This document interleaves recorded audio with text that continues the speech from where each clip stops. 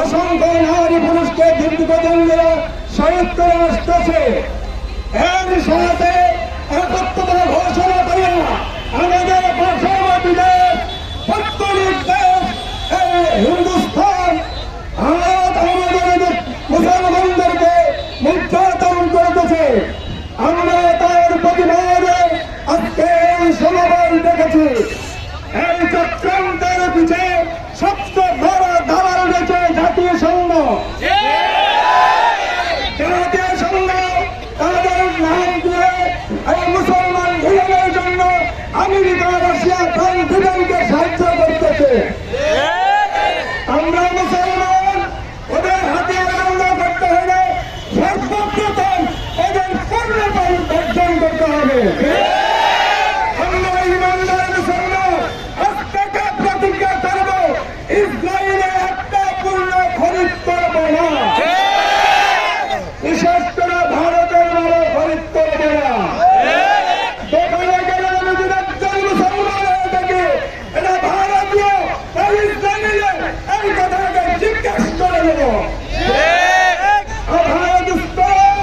আমাদের প্রয়োজনে আমরা না খাইয়া থাকবো, কিন্তু ইসলামের দুশ্মনের সাহায্য আমরা গ্রহণ করবো না।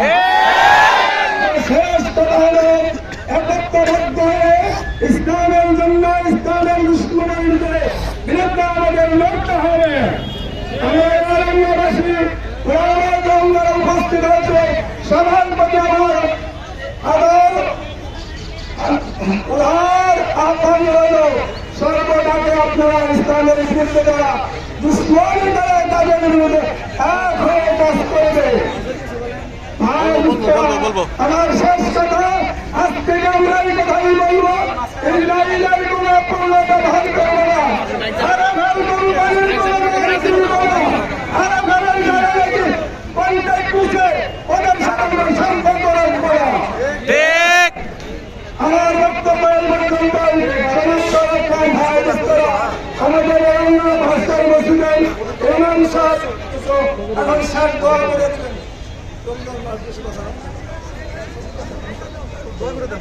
সম্মানিত উপস্থিতি, এ পর্যায়ে আমাদের মাঝে দুটি কথা বলবেন। সাধারণ শিক্ষার্থীদের মধ্যে থেকে একজন ছাত্র ভাইকে আমি কিছু বলার জন্য অনুরোধ জানাচ্ছি। 2 মিনিট।